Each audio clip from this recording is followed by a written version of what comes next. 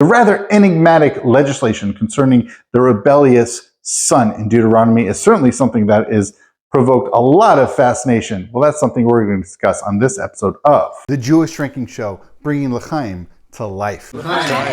Welcome, everybody, to another episode of The Jewish Drinking Show. I'm very excited to welcome first-time guest of the show, Dr. Rebekah Welton. Dr. Welton, welcome. Thank you very much. It's a pleasure to be here. Thank you for inviting me. Absolutely, my pleasure. I couldn't not. You've done some interesting writings.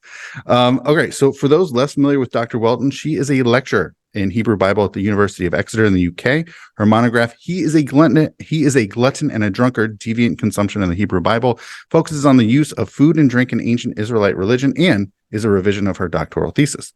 She is also published on the winemaking metaphor in Isaiah 49:26a and 60:36 in the Journal for Interdisciplinary Biblical Studies.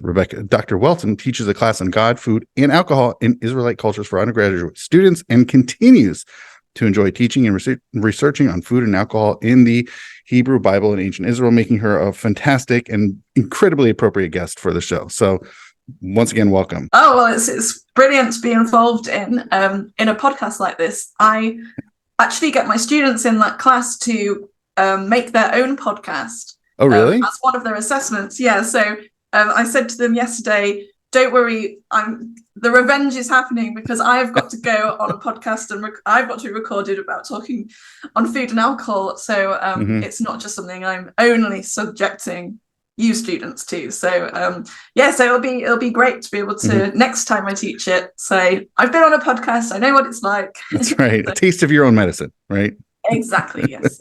Awesome. So first of all, how many episodes of podcasting do they have to do?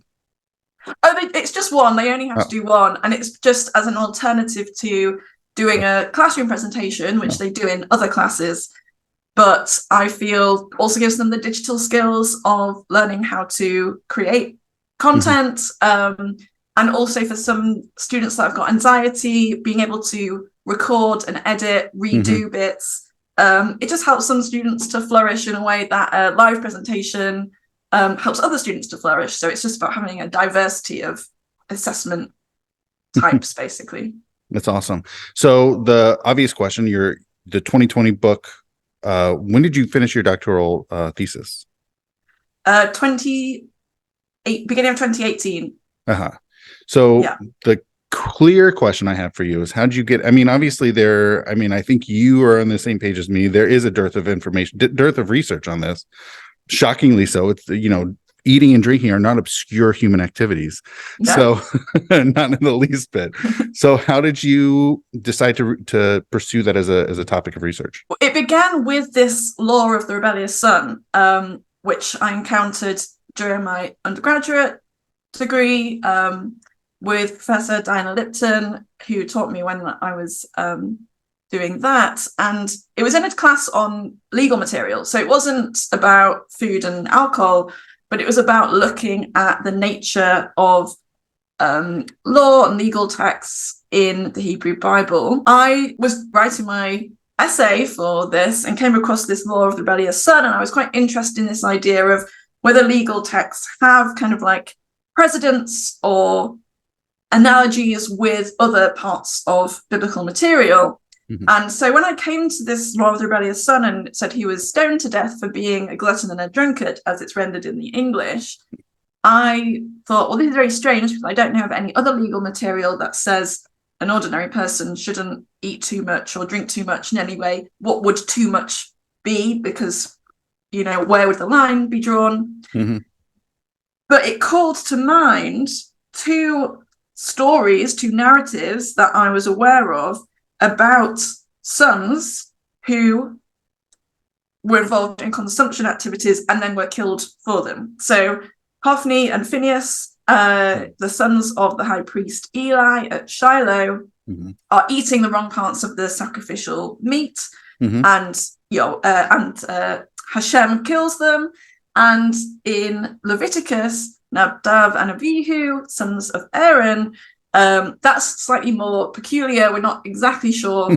But straight after the God of Israel kills them, the next words he speaks are, no priest should consume wine or beer as they go into the tabernacle.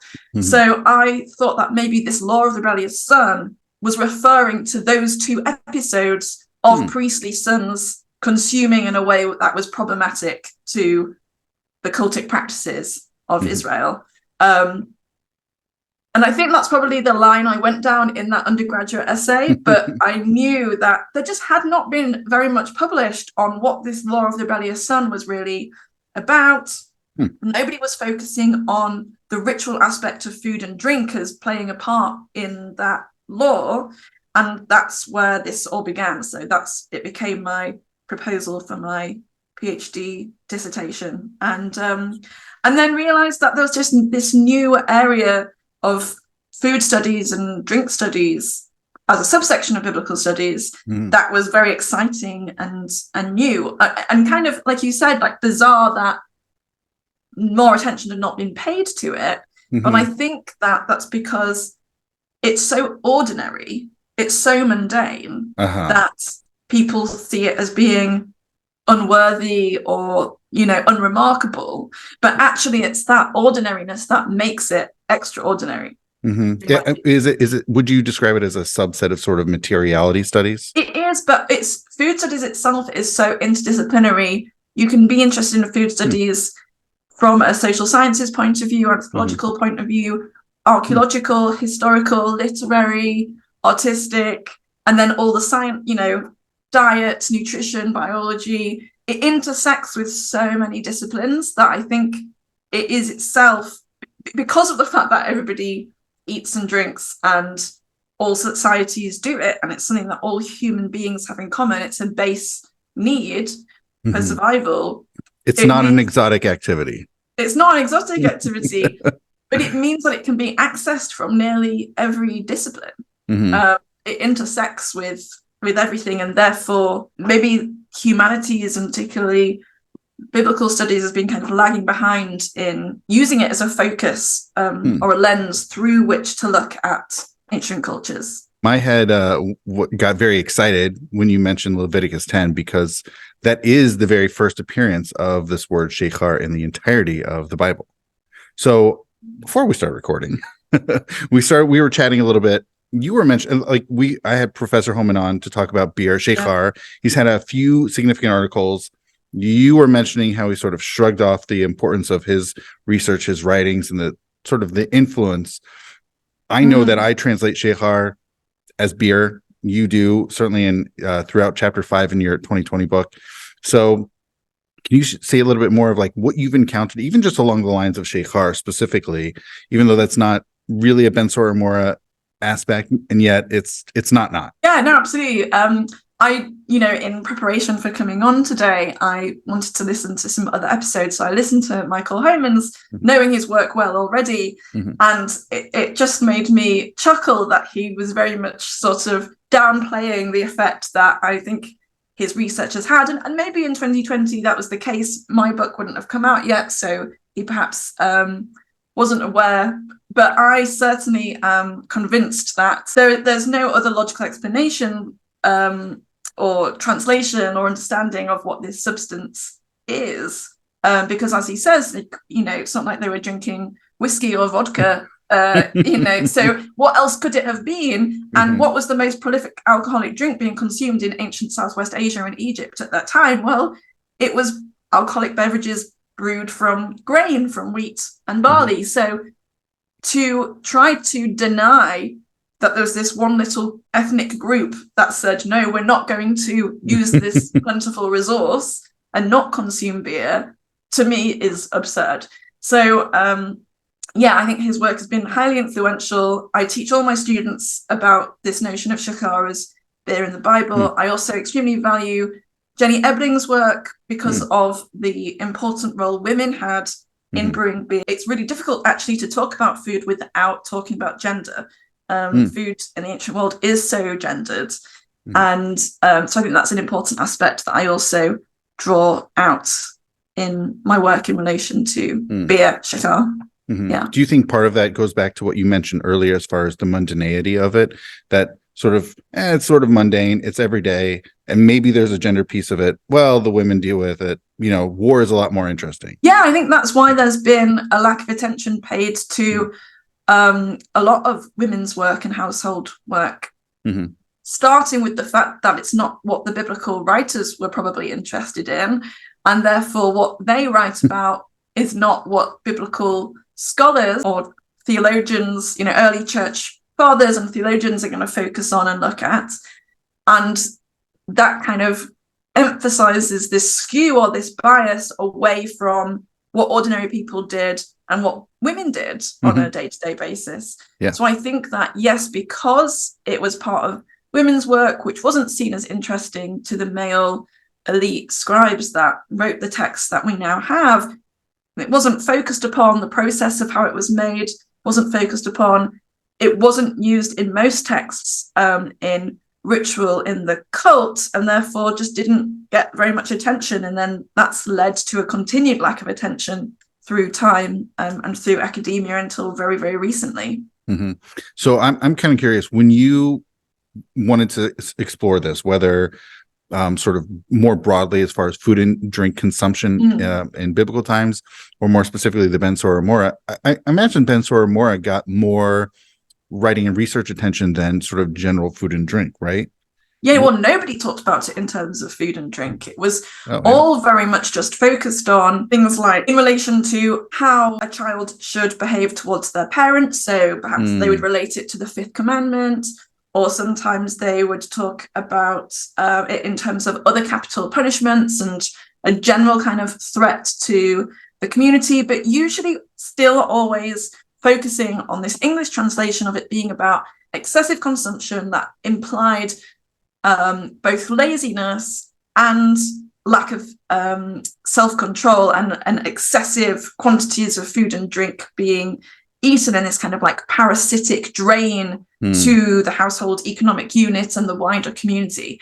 And that was the main starting point for most commentators and interpreters, which just kind of sets you off on the wrong track altogether if that's what you think the crime is or the misdeed is that the son has been participating in.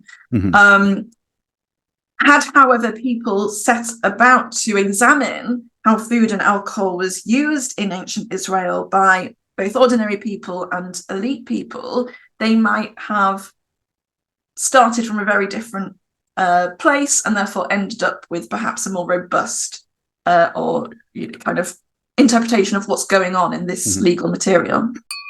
I read chapters 5 and 6 of your 2020 book. I'm happy. I should probably read more of your book. Before we get to chapter 6, where you go into these two terms, sovel v'solel, my question is, you really focus on chapter 5 of sort of broader consumptive, especially overconsumption, especially when insofar as it pertains to alcohol. So I think listeners of this episode, of this show, would probably be interested in sort of your general approach to, because you say like the drunkenness isn't really so negatively colored. I know there's the piece about, especially the prophetic stuff about, God will make different nations drunk and stuff like that in the prophetic writings. But that's sort of a piece of its own. Yeah. How would you characterize, whether broadly or less so, the aspect of drunkenness in Tanakh and the Hebrew Bible? Yeah, I would say that the widest kind of connotation with drunkenness is this idea of it bringing joy, of making the heart be merry. That Psalms 104. Yeah, that it's a gift from God, all the stuff in Ecclesiastes. That, God provides the grapes to make the heart be glad or to cheer mortals and gods. That I think that there is this base assumption that alcohol is a good thing, that drunkenness is something that brings pleasure, brings social conviviality. It's used to celebrate. It's used for feasting activities. It marks the end of harvests and provides respite from hard labor after the calendar of working arduously has been successful and led to the bounty that God has provided.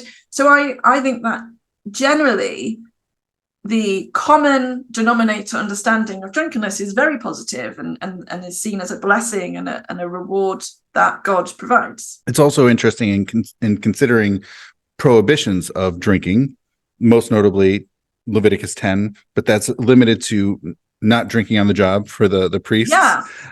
That's also in number 6 with the Nazir, but that's someone who, or Nazirah, who, man or woman, who wants to commit themselves, and of a few different prohibitions, they say, well, I'm going to abstain from drinking. But there's not really, and also, of course, Yom Kippur, so not drinking Yom Kippur. But beyond those 3 instances, there's not really prohibitions against drinking. No, there's no and even there's no kind of super hard and set prohibition, and certainly nothing that would say kind of like, oh, here's a quantity that would be acceptable and here's another quantity that would not be acceptable. So there's a lacking of specifics. You're absolutely right that specific people that have a set of responsibilities, particularly when it comes to mediating in some way between God and the people, need to make sure that they are not getting drunk, and therefore they're not being limited or affected by alcohol in performing that role on behalf of God. So in Proverbs 31, it says that it's not for kings to drink wine or rulers to desire shakar, beer, because otherwise they'll drink and forget what's been decreed, and they won't be able to do justice. They won't be able to do God's justice. On the other hand, people who are poor and miserable actually should be given shakar and should be given wine so that they can forget their misery. So I think that this, in addition to there's texts in Isaiah that talks about priests and by the way, priests, this is another beer reference. Yes, it is exactly, absolutely. And one of the things I love about this is you don't give the bitter drink to someone who's embittered of spirit. Have you ever thought about that? That's really you give beer to the Ovid and wine to the bitter of spirit, but you can't give a bitter drink to someone who's already bitter. Oh yeah, nice. Yeah. So there's a inner poeticism going on. There is, yeah. Yeah, fantastic. Again, here priests and prophets are the ones being targeted for drinking too much. So it's always these people, these elites that have specific roles of responsibility that are criticized for their alcohol consumption. And these are the minority people in society. This isn't a general ruling for ordinary people. Ordinary people are free to drink as they please, but people who have a requirement to carry out these really, really important roles that protect Israel, that maintain their state of ritual purity and peace and calm and wholeness, they need to make sure that they can do their job without making errors. And that's why they're advised not to drink alcohol, in my view. So I think it's, a slightly different situation for them. And before we actually touch on Ben Umoreh, which is what we're supposed to be talking about, what's been on my mind recently is about drunkenness, because we really see 3 episodes, at least in the Torah, or really just specifically Genesis, which is obviously we see Genesis 9 with Noah. Really unclear. I like to propose it as sort of the introduction. He's not really sure what he's getting into. It's just delicious grape juice that's making him feel good. And then he falls asleep. Genesis 19 with Lot and his daughters. There's no accident. That is, you can't get more intentional than that. And then what's really fascinating is then in 43:34 with Joseph and his brothers, it goes entirely unremarked upon, right? They're drinking together and they get drunk. Great. They fall asleep. Everybody's happy. And that's really it. There's literally nothing crazy going on. It seems, I like to think of it as a synthesis where this is sort of normal. Brothers get drunk together and they're happy. Are you interpreting those 3 scenes as in dialogue with each other intentionally? Like these are 3 potential ways alcohol consumption can develop, or situations that drunkenness can lead to? Yeah, I think the first one was it's seeming like a surprise. I think anytime, I think humanity in general, but I think even an individual person, the first time they have it, especially when they take it to excess, they don't really know what happens. They get drunk, they fall asleep, nothing crazy, and then they wake up and they realize whatever may have happened. And then there's sort of the opposite end, which is using it for, I don't know, taking sexual advantage of. That might have been a bit of an excess. And then you have sort of the resolution, which is this is how you can properly use it for. They didn't know that Joseph was their brother, but that you have good social relations And you can, there's a sense of vulnerability and a sense of social pleasantry, and then everybody falls asleep, and great, nothing bad happens. That's how I see it, as a sort of a synthesis that leads to a pleasant resolution. Oh, I love that. That's fantastic. I think you. that's a really great interpretation of alcohol in Genesis. Wonderful. Yeah. There's also 5 occurrences of mishteh in Genesis, which appears nowhere else in the Torah, which is also a fun little thing. So you have these 5 different drinking parties that take place, including Avram throwing a massive one. He throws a mishteh gadol. So drinking is something that takes place seemingly more in Genesis, really, than the rest of at least the 5 books of Moses. Oh, well, that's brilliant. I actually, not anytime soon, but I am going to be writing something about alcohol in the Torah, excluding the priestly texts. I've been designated this very slightly arbitrary subsection of Torah to write about. But that's that's really interesting about Genesis and the mishteh. Mm-hmm. And the 3 stories. I think that's really cool that you've noted that kind of like pattern. Cool. Yeah, I see it as a trajectory. And then there's no further need to ever mention drunkenness in the rest of the Torah. Everybody, it's all resolved there. It's resolved. It no longer further needs to be remarked upon. But I'm glad that it is further remarked upon.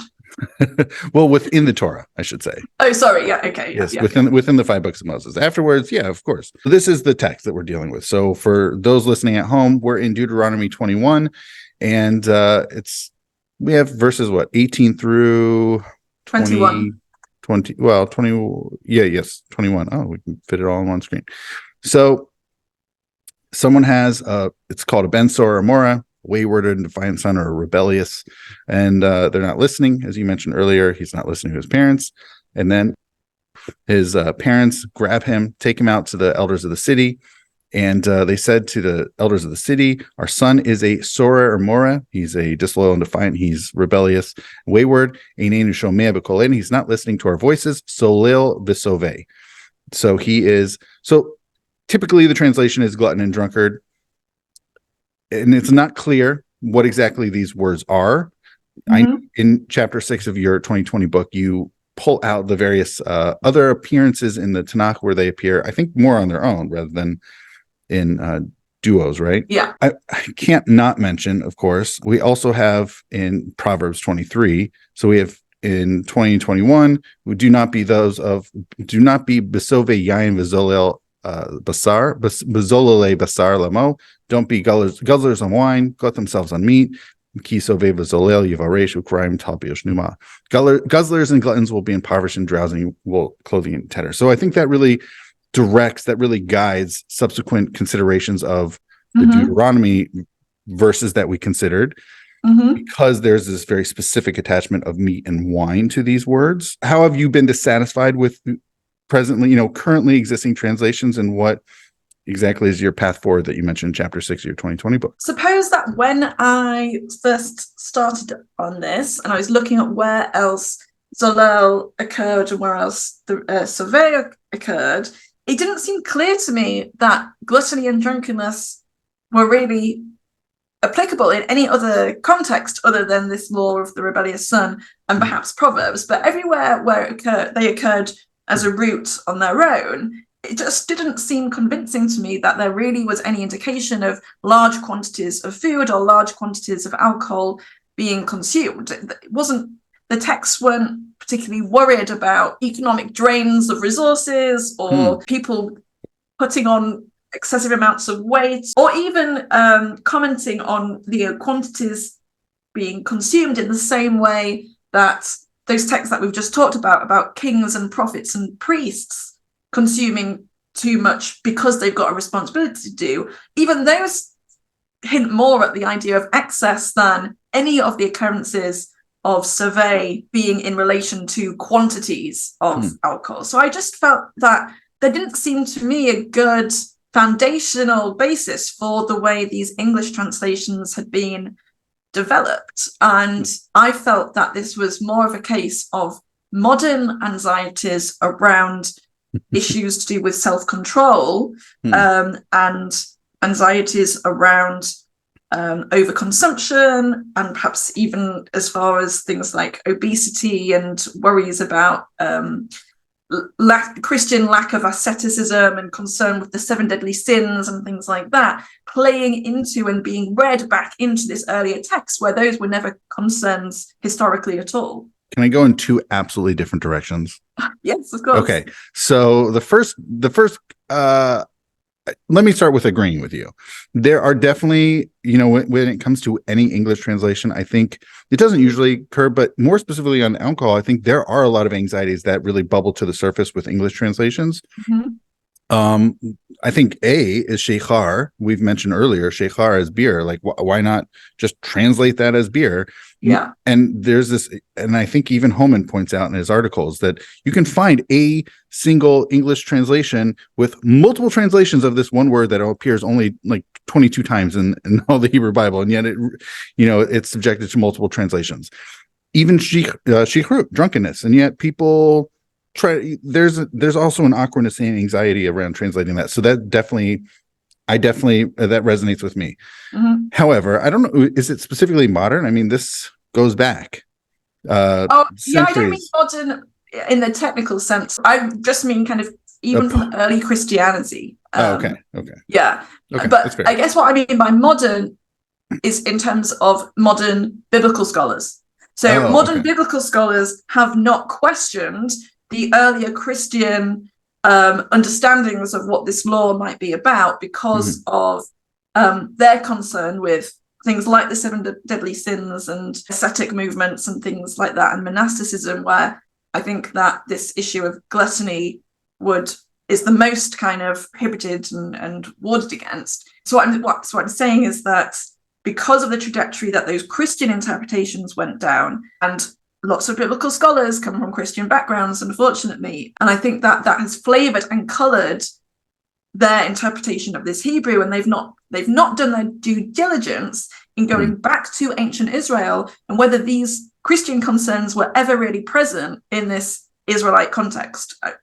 I think that's due diligence to check that we're not laying our modern cultural preferences and anxieties and concerns into an ancient context. And I think that is what has been lacking in modern biblical scholarship.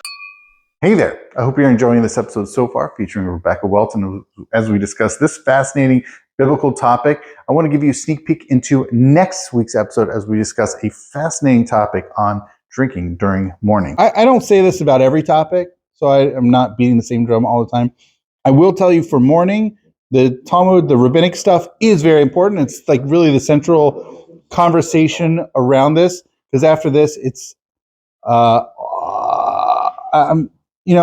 just keep things in mind. There's really, I don't know if this is a spoiler or not, or definitely foreshadowing.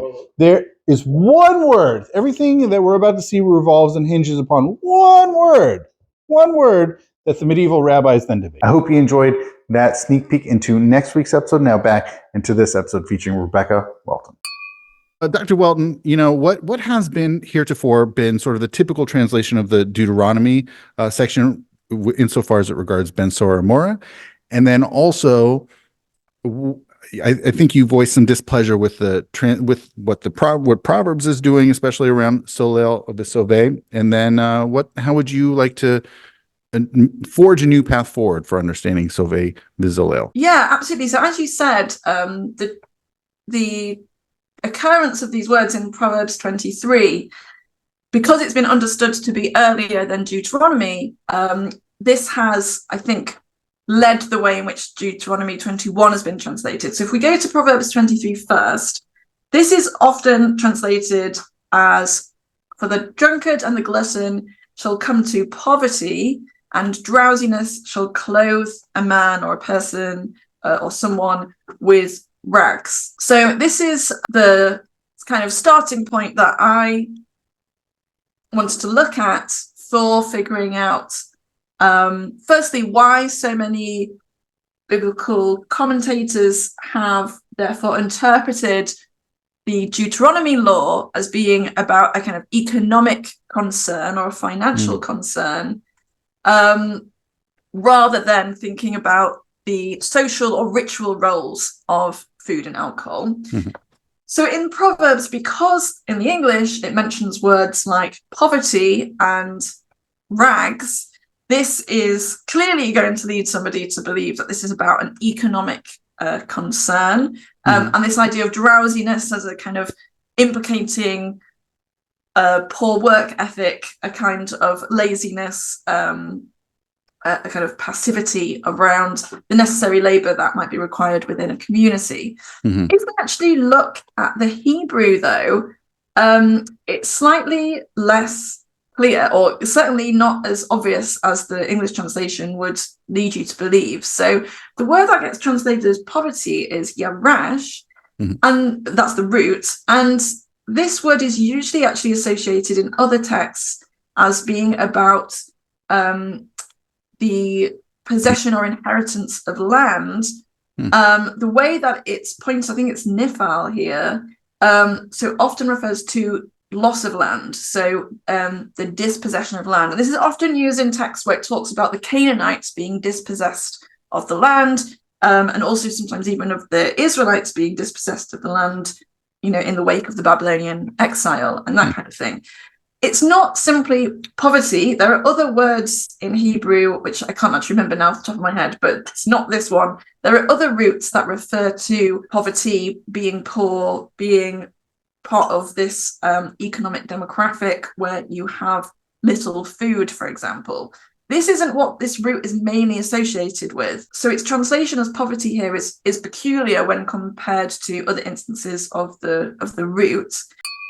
The other main one that I think is the most striking is the word that gets translated as rags. Drowsiness shall clothe a man with rags. Would it be like ripped things, more literally? Well, yeah, kara, the root that ukaraim is coming from, refers to rending. So in Tanakh, there are many texts where somebody is distressed and they will rend their garments. And I believe this actually is also a contemporary Jewish tradition as well. In mourning practice, yeah. It's a mourning practice, right? Yeah. Which isn't necessarily so well known, I think, outside of those particular communities, probably.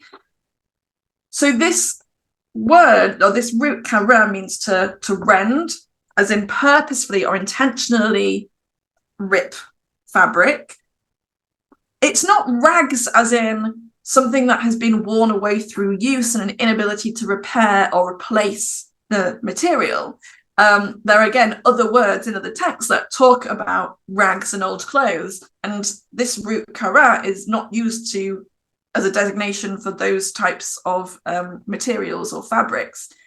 So again, I think that by translating it as rags, you're losing the cultural connotations of that word, which is about intentional tearing in some state of distress, such as mourning. It also gets used symbolically in some texts to talk about how Saul's kingdom is rent away from him, or how Yahweh rends, or Hashem rends Jerusalem from the Israelites. So it's about this kind of idea of separation and detachment as an intentional act, not as something that is worn away through lack of economic ability to repair or maintain a garment. So are you advocating with the mentions of rending and ripping pertaining to mourning practices, and then the Varesh insofar as inheritance? So maybe it's parental inheritance. So you're mourning over your parents maybe and not getting the inheritance.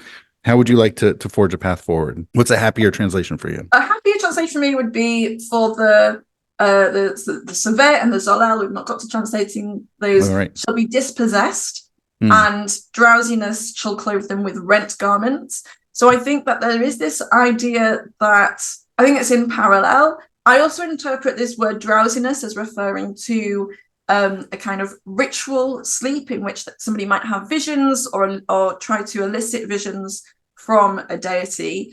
And so there's this idea that participating in ritual practices that are not deemed appropriate by the God of Israel lead to this sense of either loss of land or being in a state of mourning, which itself may be a symbol of separation from the God of Israel. So I think that there's a lot more ritual activity that is seen as inappropriate. I would use the term deviant. because it does not align with the way that the God of Israel wants his followers to behave. And I think that if we then take that as the atmosphere or the concern in this Proverbs text, then we might be able to come to the Deuteronomy law with slightly different eyes. The verse before in Proverbs 23 actually pairs zolel with meat and pairs sova with yayin, with wine. So I think that also is important in terms of why these words become associated with consumption, because it's mentioning alcohol and it's mentioning a food. And obviously we know that one of the main ways in which ancient Israelites worshipped their deity was through sacrifice, and this idea of sharing a sacrificial animal between cultic personnel, the offerer, and the deity. So food and alcohol, and also alcohol libations, of course, are one of the primary ways in which relationships are created and mediated through the deity and the people. So it makes sense that there would want to be some kind of control or parameters for ancient Israelites around the use of food and alcohol, and that those items are used appropriately. And the inappropriate use of those foods, i.e. using food and alcohol in the worship of deities that are not the God of Israel, are forbidden and punished. And I think that is what is happening in the law of the rebellious son. So you're more advocating, as opposed to saying it's more of a material sort of drainage of resources in Proverbs / inappropriateness in a relationship, maybe also draining of resources with parental units in Deuteronomy. You're saying it's really about inappropriateness vis-a-vis, if we want to think vertical instead of mother and father, it's a theological aspect, and maybe in sort of more of a horizontal way with the Proverbs piece of it, maybe going to other gods. So you're thinking more in theological terms rather than just strictly material aspects. Yeah, absolutely. Okay. Deuteronomy's main concern is about proper worship of the God of Israel. Deuteronomy 12 is about how all sacrifice should be centralized to the one place, which is probably Jerusalem. And how else do you enforce that unless you've got other laws that also tell you what to do when people start sacrificing away from Jerusalem or start sacrificing to other deities?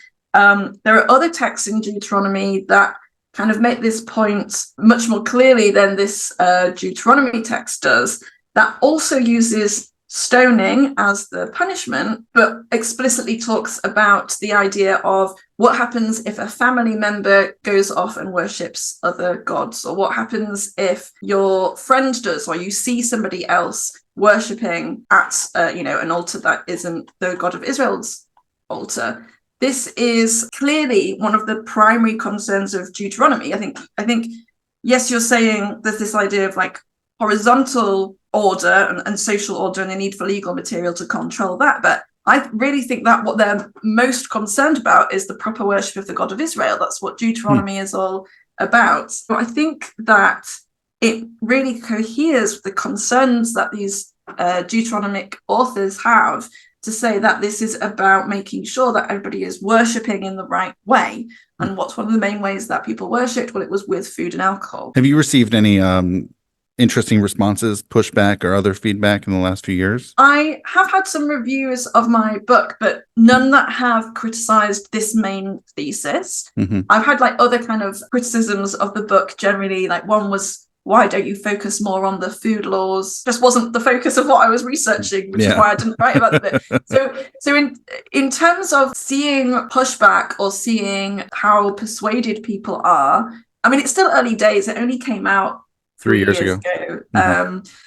So, and things take a long time to be published and things like that. So I think that I'm still yet to see kind of whether this idea will be taken on board. There are obviously a lot of scholars who I critique in the book because I'm demonstrating why I don't think their interpretation is correct. I have not yet bumped into any of them to see whether they take umbrage with the way that I analyze their scholarship. But I would love to sit down and talk to some of the people that have opposing views about how to interpret this law in Deuteronomy and see whether I managed to change their mind or not.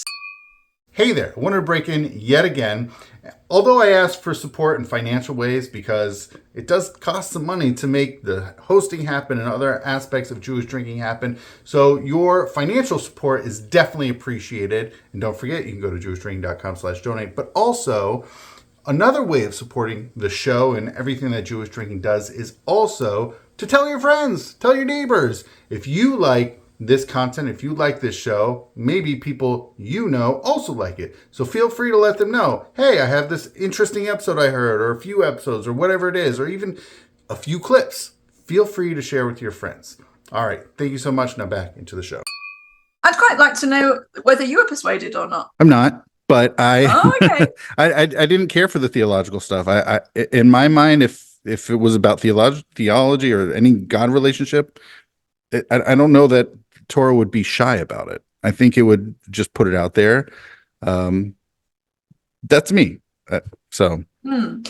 Unless I suppose if Zolel and Sauvé already at the time, the words were understood to refer to worship practices, and therefore it already was explicit enough just by the use of those words what was going on. And we've lost that because we don't really have a term for this idea of specifically eating and drinking with deities that are not the God of Israel. You're not persuaded that things like in Deuteronomy 17, 1-7, that says that you shouldn't serve other gods and worshipping them, the sun, the moon, or any of the host of heaven. And if you do find out somebody's done that, then they'll be executed and the evil will be purged from there. You don't think that that is like a neat parallel with the concerns in Deuteronomy 21? To be honest, I think it would be a little bit more...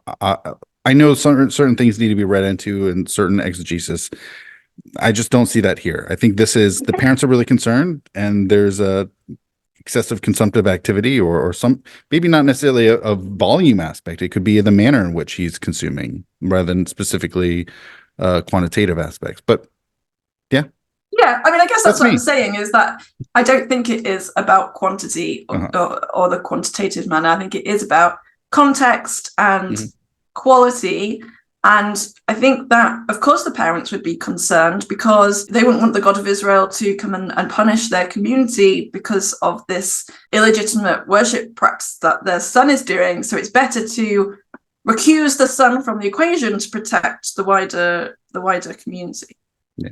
I mean, whether, also, I doubt this ever actually was performed or practiced. Like, I don't know really that a parent would have ever actually done this. But I think in terms of from the perspective of the authors, they're trying to figure out ways in which to maintain this idea of centralized worship of just one deity.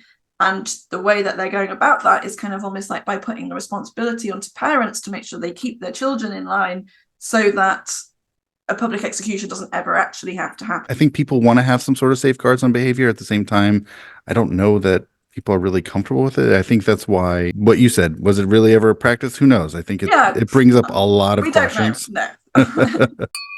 This has been fantastic. I appreciate this greatly, Dr. Welton. Before we go, is there anything you would like to promote? Probably just this book, I suppose. I am working at the moment on some stuff to do with cooking and food, particularly men cooking in the Bible and using kind of masculinity studies as a lens. That is still in progress, so I can't really say where that's going to come out yet. Okay. But thank you for asking. I don't really have anything to promote, I'm afraid. All right. Thank you. Your 2020 book. Absolutely. Yeah, the 2020 book. Yeah. All right. Well, thank you so much, Dr. Welton, and l'chaim. L'chaim.